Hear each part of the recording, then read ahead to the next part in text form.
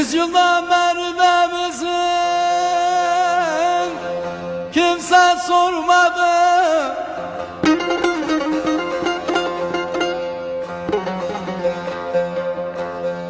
Yüzyıldan merdemizin kimse sormadı.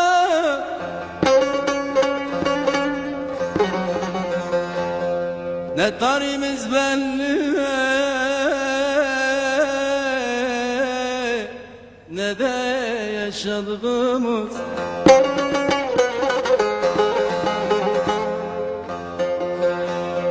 Ne bir boyraz esti,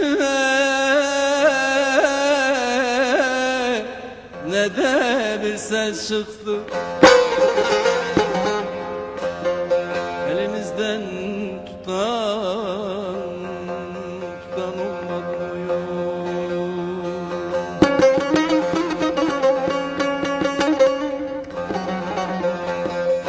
Ne bir boyraz esti,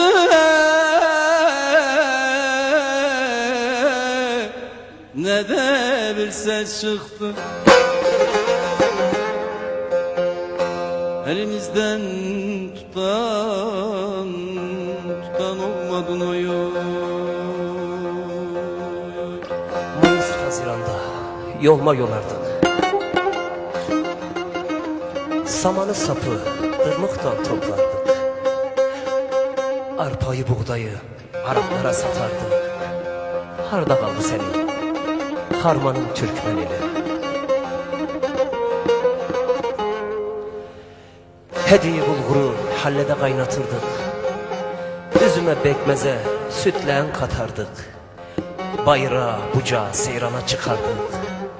Harda kaldı senin bayırın Türkmenili? Yaz günleri sekide damda yatardık.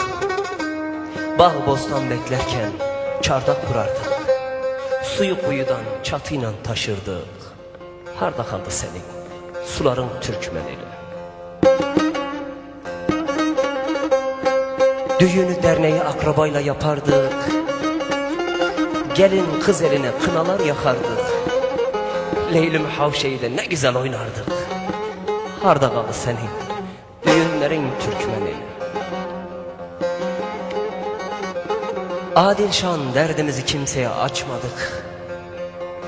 Türkmen şuurunu içimizden atmadık. Dilden döküleni de boş yere yazmadık. Harda kaldı senin şairlerin Türkmenili? Nice olur da Türkmen oğlu nice olur.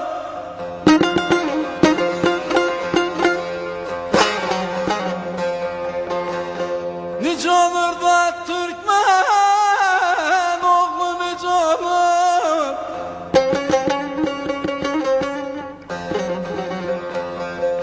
El yurdunda da nanam sabah gece olur.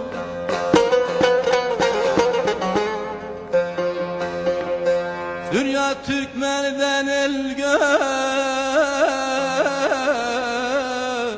gözünden hiç olur. Elimizden tutan olmadın o yol.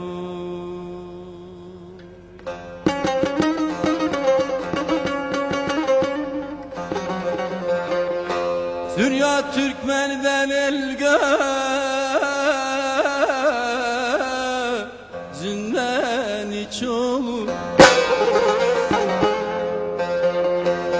Elimizden tutan olmadın o yol.